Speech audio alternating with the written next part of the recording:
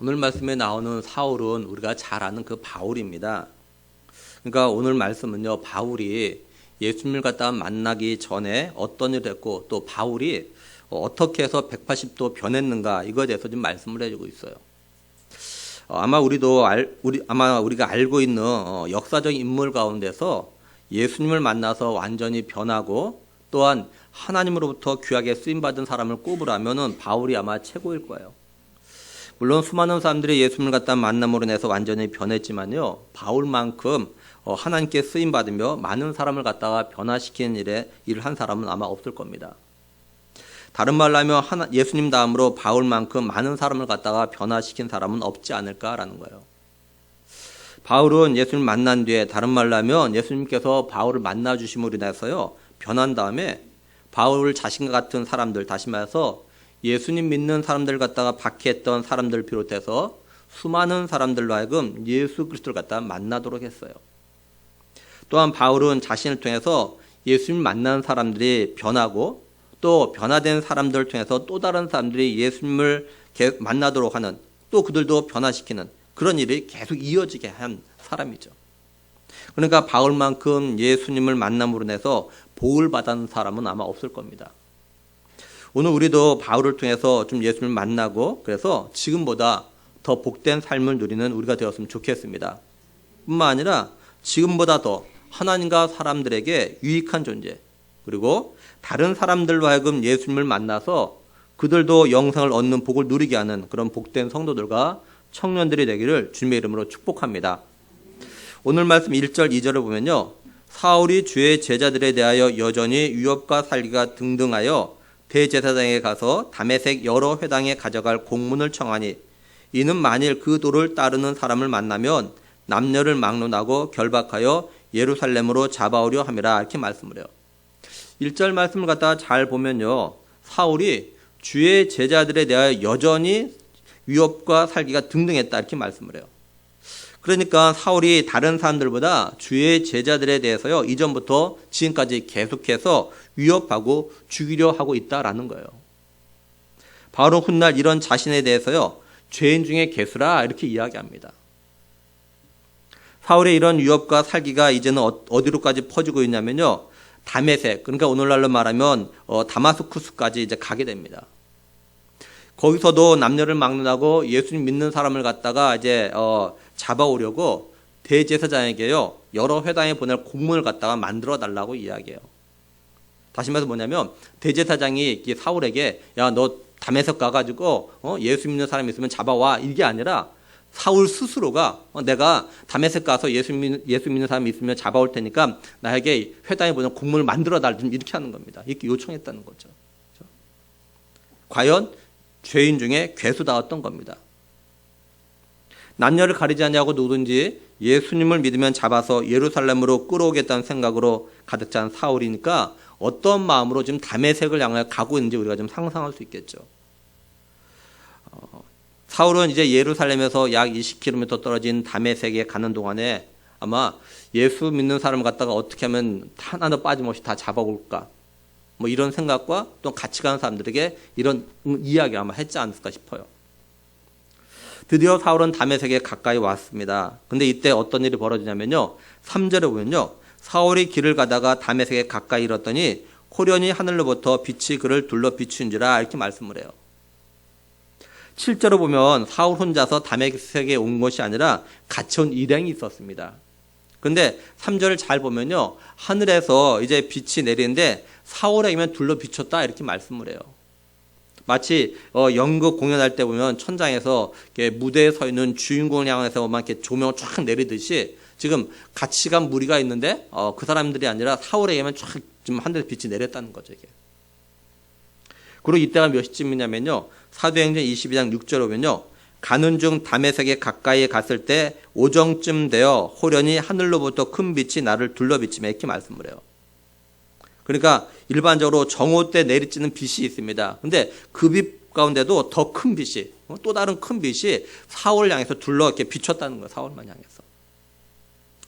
그래서 사울이 그 큰 빛, 그 빛으로 인해서 어떻게 되냐, 땅이 엎드리게 됩니다. 근데 이때 소리가 나요. 4절에 보면요, 땅에 엎드러져 들음에 소리가 있어 이르되 이르시되 사울아 사울아 네가 어찌하여 나를 박해하느냐 하시거늘. 사울이 이 소리를 듣고 뭐라고 대답하냐면 5절에 보면요. 대답하되 주여 누구시니까? 누구냐고. 그러자 이렇게 대답하죠. 5절 계속해서 6절까지 보면은 이르시되 나는 네가 박해하는 예수라. 너는 일어나 시내로 들어가라. 내가 행할 일을 내게 이를 자가 있느니라 이렇게 말씀해요. 그러니까 지금 하늘에서 큰 빛을 보낸 분이 누구라고 말씀하냐면 예수님이라 이렇게 말씀하고 있죠. 예수님은 사울에게 자신이 누구라고 하셨냐면 사울 네가 박해하는 예수다 이렇게 말씀을 해요. 우리는 여기서 좀 두 가지를 좀 생각해 볼 수 있습니다. 하나는 뭐냐면 예수님께서 사울에게 나타난 시점이에요. 예수님은 사울에게 나타나셔서 난 내가 박해하는 예수다 이렇게 말씀하셨어요. 이건 사울이 직접적으로 예수님을 갖다 박해했다 이 말이 아니라 사울이 예수님 믿는 사람들을 갖다가 박해했다 이걸 갖다 말씀하시는 거예요. 그러니까 예수님은 사울이 예수님 자신을 믿는 성도들 갖다가 이미 박해를 하고 있다는 걸 알고 계셨어요. 1절에서도 사울이 주의 제자들에 대하여 여전히 유혹과 살가 등등하여 이렇게 말씀하고 있듯이 이미 이전부터 사울은요 예수님 믿는 사람들을 갖다가 위협하고 죽이려고 했습니다. 단지 지금 다메섹에 있는 성도들을 갖다가 잡아오려고 처음 박해하는 것이 아니라는 거예요. 그러니까 예수님은요 지금까지 사울을 향해서 참으시고 또한 사울이 하는 행동을 갖다가 그냥 지켜만 보고 계셨던 거예요. 사울은 다메섹 사건을 통해서 예수님을 만난 다음에 예수님께서 자신이 예수님 믿는 성도를 갖다 박해하고 있다는 걸 아시면서도 자신을 향하여서 곧바로 나타나서 뭐라고 하지 않으시고 오래 참으신 이유를 갖다 깨닫게 됩니다. 사울이 이거에 대해서 뭐라고 이야기하냐면요. 디모데전서 1장 16절에 보면 그러나 내가 긍휼을 입은 까닭은 예수 그리스도께서 내게 먼저 일체 오래 참으심을 보이사 후에 주를 믿어 영생 얻는 자들에게 본이 되게 하려 하심이라 이렇게 말씀을 해요.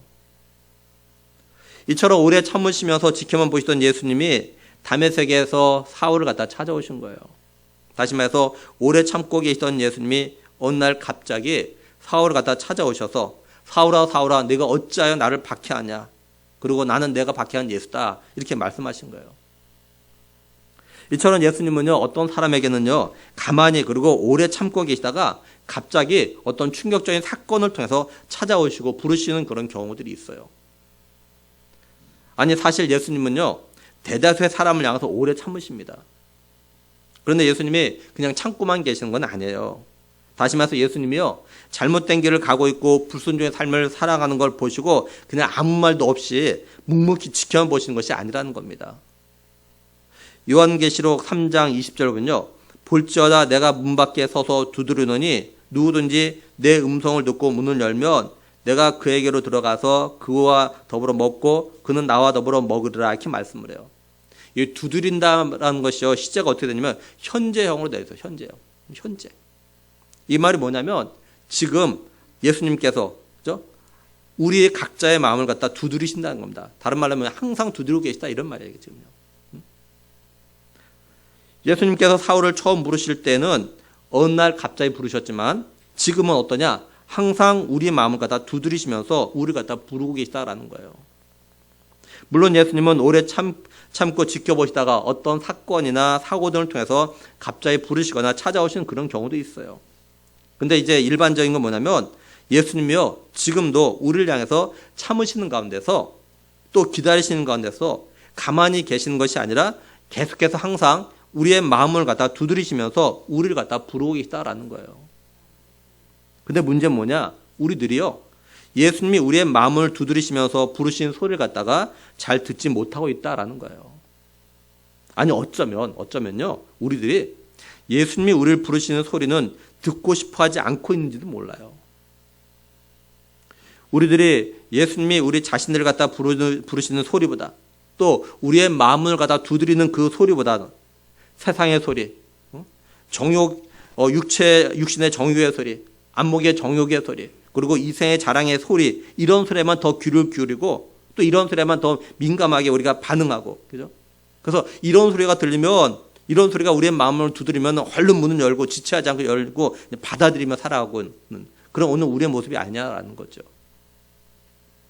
다시 말해서 오늘날 성도라고 하는 사람들조차도 세상에서, 그죠? 어떻게 하면 좀 더 좋은 집에서 살까? 좀 더 좋은 차를 살까? 좀 더 좋은 여건에 살까? 어떻게 하면 돈을 더 많이 벌까? 어떻게 하면 출세할까? 어떻게 하면 자녀들 갖다 좋은 학교에 보낼까? 또 어디에 돈을 투자하면 더 많은 이익을 낼까? 어떻게 하면 좀 더 돈을 빨리 모을까? 뭐 이런 소리에만 아주 굉장히 민감하고 이런 소리에는 귀를 너무 많이 기울이고 있다라는 거죠. 뭐 좋은 집에 살지 말라는 것이 아닙니다. 돈을 벌지 말라는 것이 아니에요. 주의 음성에, 주님의 말씀의 음성은 별로 민감하게 반응하지 않으면서 이런 소리에 너무 민감하게 반응하는 그런 것이 세상 사람들에게만 아니라 오늘날 그리스도인들이 너무너무 많다는 거죠. 그렇죠? 너무 많아요. 그리고 이런 소리는 아무리 작아도 어떻게 들은지 얼른 마음을 열고 들어오라고 그래요. 이런 것들과 함께는 먹고 마시면서 막 뭐 알려고 해요. 반면에 우리의 마음문을 갖다 두드리시는 예수님의 음성은 들은 척도 하지 않냐고, 또 음성을 들었음에도 불구하고 문 열어주지 않고 살아가는 그런 성도들이, 청년들이 생각보다 너무 많다라는 거죠.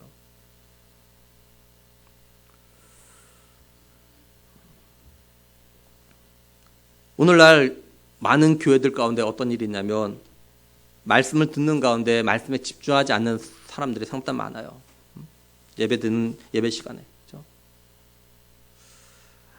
제가 오늘은 좀 많이 일부러 마주치는데 제가 한동안 이렇게 설교하면서 우리 성도들과 눈을 안 마주치려고 노력을 했어요. 여러분 안 보려고. 왜 그런지 아십니까? 보면 어떤 분은 졸고 어떤 분은 딴짓하고 막 손 이렇게 하고 자고 막 그래요. 그런 걸 보면, 그죠? 이렇게 좀 별로 이렇게 마음이 안 좋아서 안 보려고 합니다. 안 보려고. 그죠? 제가 지금 이 말하는 건 뭐냐면 예수님께서 말씀을 통해서 우리 갖다 찾아오시고 막 마음을 두드리시는데 또 우리를 부르시는데 우리들 가운데 어떤 때는요 그 소리를 갖다가 들으려고 하지 않는다는 거죠. 우리가 그 소리를 들으려면은 눈을 뜨고 앞을 쳐다보고 막 이렇게 이래야 되는데, 그죠? 별로 듣고 싶은 마음이 없으니까 자기도 하고 졸기도 하고 눈 감기도 하고 딴 행동도 하고 막 이러는 거라고요. 그죠? 또 다른 말로 하면 하나님께 예배드리러 왔다고 하는데, 그죠? 생각보다 많은 교회 성도들이 어떠냐면 하나님 말씀을 들을 때와 달리 세상 소리, 웃기는 소리, 교훈적인 소리, 또 육적인 삶에 뭐 유익한 소리 이런 걸 하면은 자다가도 졸다가도 깨서 얼른 듣더라고요. 그죠? 근데 정말 들어야 되는 하나님의 말씀, 그리고 예수님이 지금 안타까운 마음으로 우리의 마음을 갖다 두드리는 그런 부르는 소리에는 별로 관심들이 없는 모습들이 너무 많다라는 거예요. 그리고 눈은 떠 있지만 마음속으로는 다른 생각을 가득 차니까 예수님의 음성이 들리지가 않는 거예요. 그러다가 예배 마치고 돌아가죠. 그리고 일주일 내내 성경도 한 장도 안 읽고 그러다 주일이면 또 예배 들어오고. 그런데 예수님은 어떠시냐?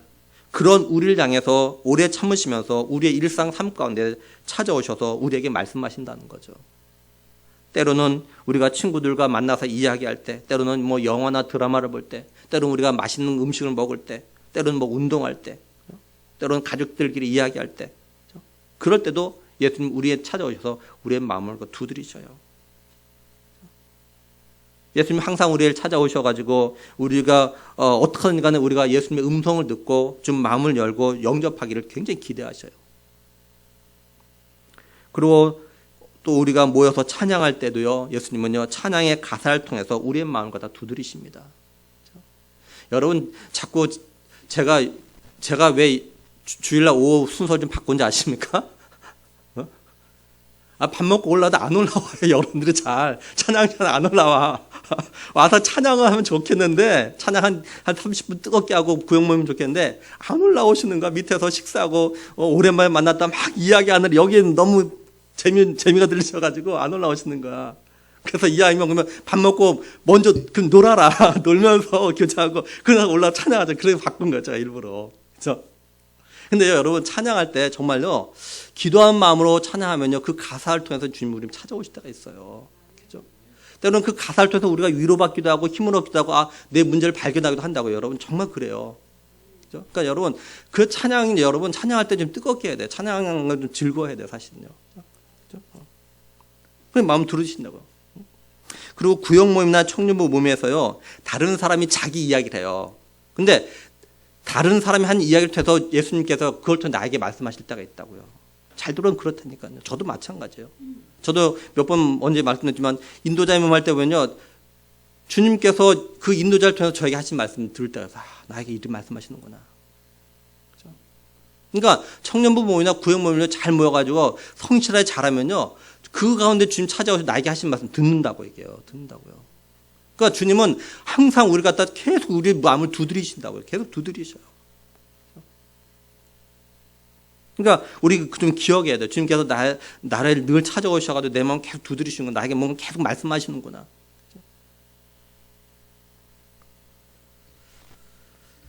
우리는 사울이요, 예수님을 만난 것처럼 또 예수님이 지금 다메섹에 사는 성도를 갖다 잡으러 온 사울을 갖다 막 극적으로 만나신 것처럼, 때로는 우리가 이런 간증도 있죠. 막 아팠을 때 또는 실패했을 때 주님 찾아오셔서 주님 만났다.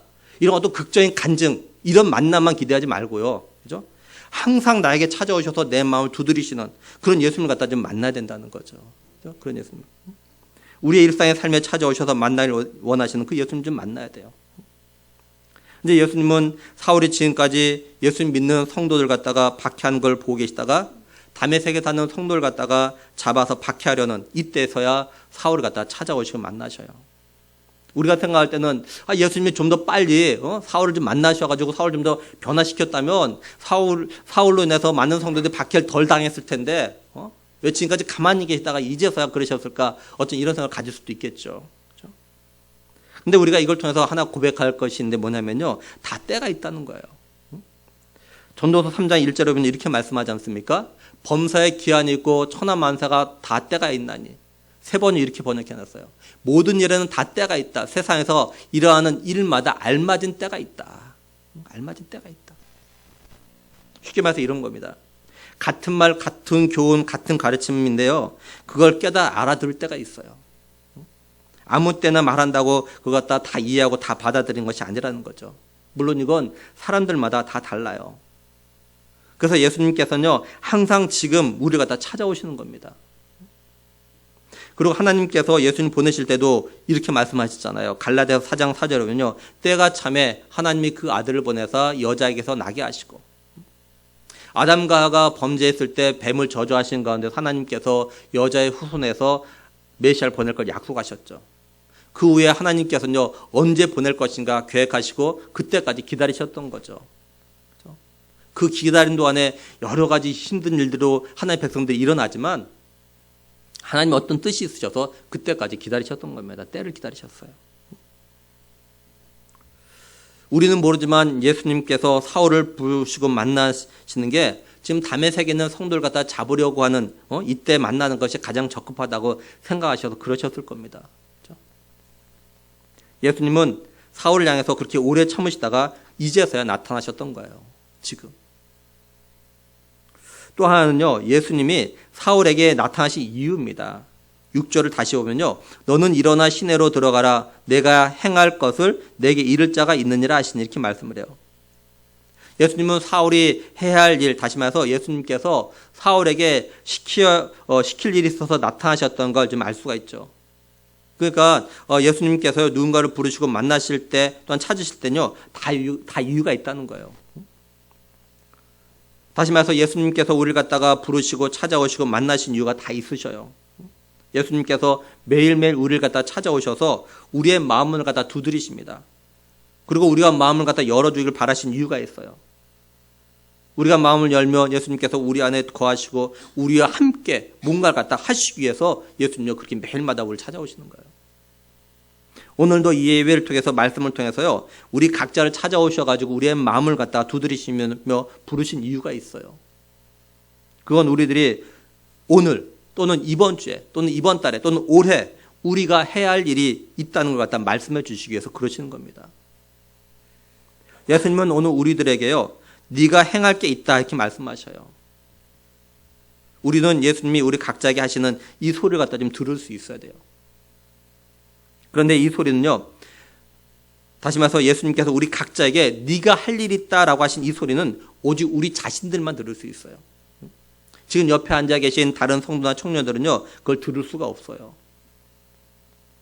또한 우리 자신들도요, 예수님께서 우리 옆에 앉아있는 사람에게 네가 오늘 할 일 있다 하게 말씀하신 것, 그걸 또한 들을 수가 없어요. 그죠? 훗날 바울이요, 이 다메섹 사건에 대해서, 그죠? 간증하는 그런 시간이 있어요. 다메섹 사건 이전에 바울은 예수님 믿는 사람을 갖다가 박해하는 그런 박해자 입장이었어요. 근데 다메섹 사건을 이유로 해서 바울이 이제 오히려 이제 예수님이 전하다가 박해받는 그런 입장이 된 겁니다. 그러니까 다메섹 사건을 통해서 자기가 변화되게 된 이 이야기, 내가 왜 박해자에서 이제 박해를 받는 자가 되었는지 이거에 대해서 간증하는 그런 말이 있어요. 간증할 때가 있어요. 뭐라고 하냐면 간증할 때 사도행전 22장 9절에 보면요, 나와 함께 있는 사람들이 빛은 보면서도 나에게 말씀하신 이의 소리는 듣지 못하더라. 새 번역은요, 나와 함께 있는 사람들은 그 빛은 보았으나 내게 말씀하시는 분의 음성은 듣지 못하였습니다. 이렇게 번역했어요. 근데 오늘 말씀 7절에 보면요, 같이 가던 사람들은 소리만 듣고 아무도 보지 못하여 말을 못하고 서 있더라. 이렇게 말씀을 해요. 분명 오늘 말씀에서는 사울이 자신과 함께 가던 사람들도 소리를 들었다 말합니다.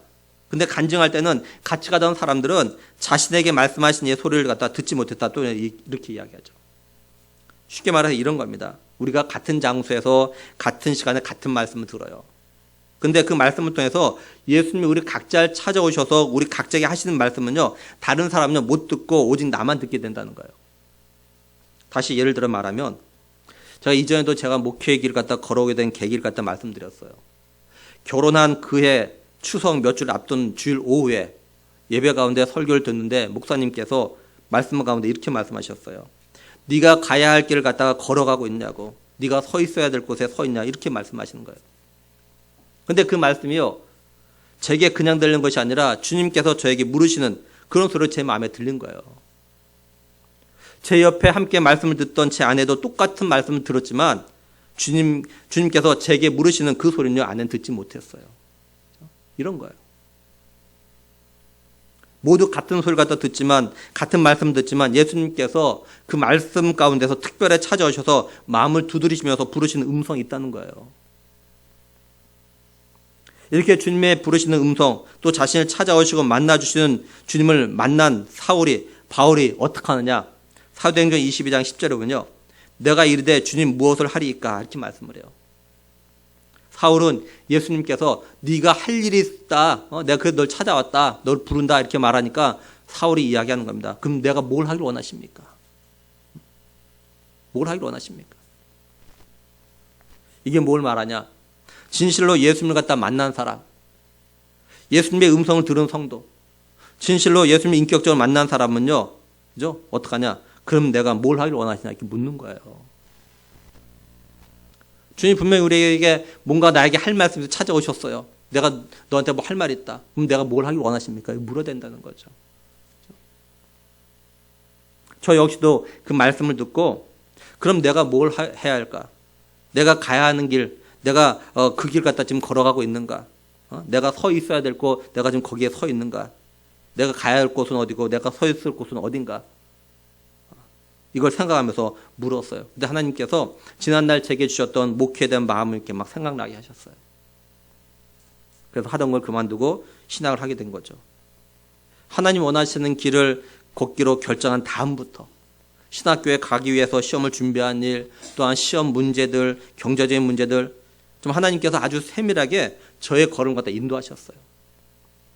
비록 다른 목회자들에 비해서 좀 어려운 시간들이 있었지만, 그래도 하나님은요, 제게 정말 제가 만나야 될 그런 목사님들, 담임 목사님들 만나게 하셨고, 또 동역자들 만나게 하셨고, 때로는 저의 필요를 채우는 까마귀들 갖다 또 만나기도 하셨어요. 그리고 지금도 저의 필요를 채우고 공급하시면서 저로 하여금 하나님 원하시는 사역을 갖다 하도록 역사하고 계시고요. 예수님이 우리를 부르실 때, 우리의 마음을 두드리실 때 다 이유가 있어요. 다른 말로 하면 하나님께서 우리를 택하시고 부르시고 구원의 은혜를 갖다 경험하게 하신 이유가 다 있다는 거죠. 좀 더 확대해서 우리가 적용해 보면은, 하나님께서 우리에게 직분을 주시고 청지기를 세워주신 이유가 다 있어요. 목사로, 장로로, 안수집사로, 권사로, 또 서리집사로, 찬양대로, 교사로, 그리고 성도로 부르시고 세우신 이유가 다 있습니다. 이걸 진실로 깨달은 성도와 직분자, 청지기는 하나님께 묻는 거예요. 다른 말로 하면 진실로 예수를 만난 성도나 직분자 청지기는 내가 어떻게 해야 할까요? 내가 어떻게 헌신하며 충성해야 할까요? 내가 뭘 해야 합니까? 이게 묻는 거예요. 왜냐하면 예수님께서 나를 만나기 위해서 나를 부르시고 내 마음을 두드리시고 말씀하셨다는 걸 알기 때문이죠. 오늘 우리들도 좀 물어봤으면 좋겠어요. 여러분들 개인적으로. 그렇죠? 내가 맡은 청지기 직분을 갖다가 어떻게 감당하시길 원하십니까? 내가 올해 목사로서, 장로로서, 안수집사로서, 권사로서, 서리집사로서, 교사로서, 찬양대원으로서, 그리고 성도로서 어떻게 예배하고 어떻게 기도하고 어떻게 믿음의 삶을 살기를 원하십니까? 그렇죠? 물어보세요. 그 주의 음성을 들어보세요. 그렇죠? 정말로 자신 예수님 갖다 인격적으로 만난 분들은 물어봅니다. 또 알길 정말 원해요. 정말로. 근데 예수님 갖다 인격적으로 만나지 못한 사람들은 이렇게 묻질 않아요. 왜냐하면 별로 관심이 없거든요. 이런 일에는. 그렇죠? 예수님이 자신을 갖다 얼마나 만나고자 하시는지, 예수님이 자신을 갖다 얼마나 부르시는지, 예수님이 얼마나 자신의 마음의 문을 갖다 두드리고 계신지는 별로 관심이 없으니까 예수님이 인격적으로 만나는 것에 대해서 관심도 없고 자신이 좀 더 변화된 삶을 살고자 하는 마음도 없기 때문에 내가 뭘 하기 원하냐 묻지도 않는 거죠. 한마디로 그냥 종교인으로 살아가는 건 만족해요. 그러면서 뭐라고 하냐? 교회 가도 별것 없다고, 기도해도 소용없다고, 봉사해도 소용없다고, 이런 소리예요. 근데 정말로 예수님과 인격적으로 만난 사람은요, 이런 말을 절대 하지 않습니다. 내 삶에 어떤 일이 생겨도 예수님 인격적으로 만난 사람은요, 이런 식으로 말하지 않아요. 어떡하냐? 이런 일을 통해서 하나님 뜻이 뭡니까? 물어요. 정말 예수님 인격적으로 만난 사람은 자신의 삶에 일어나는 일들을 통해서 하나님 뜻이 뭡니까? 이렇게 묻는 거라고 이게. 그렇죠?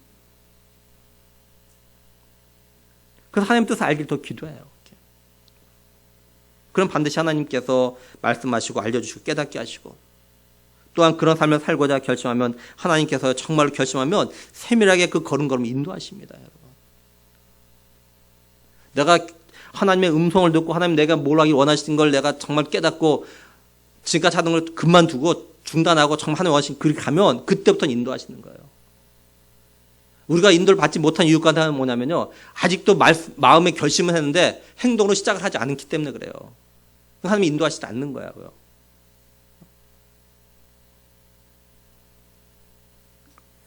이제 바울이 이렇게 묻자 예수님께서 뭐라고 하시냐. 사도행전 26장 16절에서 18절 보면요. 일어나 너의 발로 서라. 내가 내게 나타난 것은 곧 내가 나를 본 일과 장차 내가 내게 나타날 일에 너로 종과 증인을 삼으려 하매니 이스라엘과 이방인들에게서 내가 너를 구원하여 그들에게 보내어 그 눈을 뜨게 하여 어둠에서 빛으로 사단의 권세에서 하나님께로 돌아오게 하고 죄의 사함과 나를 믿어 거룩하게 된 무리 가운데 기업을 얻게 하리라 하더이다. 이렇게 말씀하죠. 이처럼 주님은요 바울에게 뭔가 시킬 일이 있어서 갑자기 나타나셨고 만나시고 부르신 겁니다. 근데 이건요 바울만이 아니에요. 하나님께 쓰신 일꾼들은 다 이렇게 하셨어요. 한 예로 모세의 경우도요. 모세가 호렙산에서 자기 장인의 양떼를 칠 때, 그죠? 하나님께서 이제 그 떨기나무 가운데 불꽃 가운데서 이렇게 나타나셔서 모세를 부르시죠. 이것도 어느 날 갑자기 나타나신 것이지 하나님께서 모세에게 야 너 어느 날 나 호렙산 거기서 나하고 만나자 이렇게 약속하시면 나타나신 것이 아니에요. 하나님께서 이렇게 나타나신 이유는 모세로 하여금 이스라엘 백성을 갖다 출애굽시키는데 쓰시고자 하셔서 만나시고 부르신 거죠. 그리고 하나님이요 아브라함을 만나고 부르실 때도 마찬가지예요. 사실은. 하나님께서 아브라함에게 어느 날 갑자기 나타나셔서 너 고향과 친척과 아버지의 집을 떠나서 내가 내게 보여줄 땅으로 가라 이렇게 말씀하신 거죠. 약속하고 만나신 것이 아니에요. 그리고 야곱이 아버지 이삭과 형을 속이고 장자의 축복을 갖다 받은 다음에 형을 패서 외삼촌 라반의 집으로 가죠. 그러다가 베델에서 하나님을 만나요. 하나님 베델에 나타나시죠. 그렇죠? 이것도 하나님께서 야 너 베델에서 나하고 만나자 이렇게 해서 만난 것이 아닙니다. 갑자기. 그렇죠? 예고도 없이. 근데 하나님께서 이렇게 갑자기 나타나시고 만나시고 부르신 이유가 다 있다는 거죠. 근데 사람마다 이유는 다 달라요. 오늘 우리들도 하나님께서 택하시고 부르시고 또한 인격적으로 만나신 이유가 있습니다. 근데 그 이유와 목적이 서로 다른다는 거죠. 올해 만남의 복을 누리며 살자라고 표를 정하고 나서 기도하면서 정말 저 자신도 만남의 복을 위해서 계속 기도하고 있습니다. 먼저는 매일 매순간 예수님을 만나고 예수님과 함께 동행하는 삶을 살기 위해서 기도하고 있어요. 그리고 목사로서 정말 신실한 동역자, 일꾼, 신실한 성도들 만나는 게 복입니다. 그래서 이걸 위해서 기도합니다. 제가 목회하는 가운데 정말 신실한 평신도 사역자들, 동역자들, 일꾼을 만난 게 복이에요. 근데 이런 만남의 복이 없으면 교회에서 일하라고 세운 일꾼들이 일하는 일꾼이 아니라 일만 만든 일꾼이 될 수 있어요. 목사가 이런 일꾼 만나면 그 목회가 정말 힘들죠. 그죠? 제가 아는 선배님이 계십니다. 근데 이 선배님이 뭐라고 하냐면, 선배 목사님이 당에 들어가려면 마치 도수장에 끌려가는 것 같다 이렇게 말씀하시는 거예요. 제가 거쳐왔던 교회들에서도 보면요, 몇 교회 목사님들이 당회에 들어가면 굉장히 힘들어하셔요. 그리고 당회에서 막 큰 소리가 나오는 거 막 들어요. 어느 목사님은 얼마나 너무 장로님들이 힘들게 했으면 주일날 설교를 해야 되는데 설교 안 해보고 그냥 기도는 가셨어요. 주일날 설교를 안 하고. 그래서 교회가 발칵 뒤집혔어요. 목사도 좋은 성도, 신실한 일꾼, 직분자를 만난 게 복입니다. 성도도 마찬가지예요. 성도도 신실한 목회자를 만나는 것, 신실한 다른 성도를 만나는 것이 복이에요. 그렇지 않으면 성도도 목회자 때문에 신앙생활 같은 잘하지 못할 수 있고 시험에 들 수도 있고 또 다른 성도 때문에 믿음이 흔들리고 시험에 들고 신앙생활 갖다 멀리하기도 됩니다. 그러니까 목회자나 성도 모두 다가 서로 잘 만나야 되는 거예요. 또한 서로에게 또 잘 만나줘야 됩니다. 근데 우리 사람들이요, 항상 좋은 만남만 있는 건 아니잖아요. 그렇죠? 오늘은 좋은 만남이었지만 내일은요, 좋지 않은 만남이 될 수도 있습니다, 사실은요. 그렇죠? 그러니까 우리가 서로에게 좋은 만남의 사람이 되기 위해서요, 그래서 기도해야 되는 겁니다. 그렇죠? 매일 좋은 만남의 복을 위해서 기도해야 되는 거예요. 그리고 우리 자신들도 정말 서로 좋은 만남의 사람 되기 위해서 기도하며 노력하면서 우리 자신과 늘 돌아봐야 돼요. 다른 사람이 나에게 좋은 만남만 되길 바라지 말고 나도 다른 사람이 좋은 만남의 사람 되기 위해서요, 돌아봐야 돼요. 준비해야 되고요. 그러기 위해서는 우리가 무엇보다도 예수님을 갖다 인격적으로 만나야 돼요. 그러면요, 우리가 변하고 달라집니다. 그러면 우리들이 좋은 만남의 사람이 되려고 노력을 하게 되어져 있어요. 우리는 예수님을 갖다 매일매일 매순간 만나야 됩니다. 그래야 우리의 삶에 예수님께 주인이 되셔요. 내가 주인이 아니라. 그렇죠? 우리가 예수님 갖다 인격적으로 만난 뒤에 매일 찾아오시는, 그리고 우리의 마음을 두드리시는 주님의 음성을 듣고 우리가 마음을 열면 예수님이 우리 가운데 들어오셔가지고 예수님이 주인 되셔요. 그렇죠? 주인 되셔요. 그리고 내 삶을 이끌어 나가십니다. 근데 우리가 예수님 갖다 인격적으로 한번 만났다고 해서 그 다음에 안 만나면요, 계속 내가 주인이에요, 사실은요. 그 다음부터는요. 인격적으로 한번 만났다고 그거 끝이 아닙니다. 매일 우리는 주님 만나야 돼요. 매일 날 찾아오시는 주님 만나야 돼요. 매일 아침에 내일 찾아오시는 그 주님, 날 찾아오시는 그 주님 갖다 오늘 내가 주님의 주인을 모시고, 그러면 주님께 나를 이끌어 가셔요. 그럼 내가 매일매일 변화되어지고 뭔가 달라지고 좋은 만남이 될 수 있는데, 내가 주인 돼버리면 내가 변하지가 않습니다. 사실 우리가 예수님 만난 다음에, 인격적으로 만난 다음에, 그 다음에 정말 예수님 갖다 내 삶의 주인을 모시고 살았는가 한번 돌아보세요. 아닐 때도 정말 많았을 거예요. 내가 주인이에요. 여전히 내가 주인이에요. 모셨지만. 그러니까 변하지가 않는 거예요. 내가 주인 되어 살아가니까 변하지가 않아요. 내가 주인 되어 살아가니까 다른 사람과 관계 좋은 만남을 되지 못합니다. 그러니까 내가 예수님 인격적으로 한번 만났다 그걸로 끝이 아니라 매일 만나야 돼요. 매일. 말씀을 통해서, 기도를 통해서 삶과 늘 만나야 돼요. 그냥 만나는 끝이 아니라 그렇게 마음을 열면 주님이 내 가운데 들어오셔가지고 주인 되셔가지고 나를 이끌어 가셔요. 그러면 내가 변하는 거야. 그래서 변하는 거예요. 내가 달라지고, 그래서 내가 만나는 사람들도 나로 인해서 좋은 만남이 되어지고. 그리고 예수님을 내 마음의 주인을 모시고 살아가는 성도도 어떠냐? 삶에 어렵고 힘든 일이 와도요, 내 안에 계신 예수님께서 주시는 그런 위로와 평안을 갖다 누리게 됩니다. 내 안에 계신 주님께서. 예수님이 제자들에게 이렇게 말씀하셨잖아요. 나의 평안을 너에게 주노라. 내가 너에게 주는 것은 세상이 주는 것과 다르다. 그러니까 정말로 예수님을 갖다가 마음의 주인으로 모시고 살아가는 성도는요, 예수님의 평안, 그리고 세상에서는 경험할 수 없는 그런 평안을 갖다가 주님부터 이렇게 주님이 주시기 때문에 그걸 경험하는 겁니다. 그래서 환난과 핍박 가운데도 성도들이 믿음을 잃지 않고 이겨나가는 거예요. 이건 예수님을 갖다 인격적으로 만나고 또 항상 예수님을 갖다 만나는 성도만이 경험할 수 있는 겁니다. 그래서 만남이 복인 거예요. 정말 예수님 제대로 만나면 복입니다. 간절히 바라기는 올해 우리에게 모든 믿음의 식구들이 무엇보다도 예수님을 갖다 인격적으로 만나고 또 예수님을 갖다 인격적으로 만난 성도들은 매일 매 순간 이제는 예수님과 만나는 그런 복을 갖다 누리며 살아갈 수 있기를 축원합니다. 그리고 우리에게 모든 믿음의 식구들이 교회에서나 가정에서나 그리고 일터나 학교에서 만나는 사람들에게 좋은 만남 그리고 축복의 통로로 만나 주어서 우리를 통해서 그들도 예수님을 만나는 그런 복된 삶을 살아가게 하는 그런 하나가 될 수 있기를 예수님의 이름으로 축복합니다. 기도하겠습니다.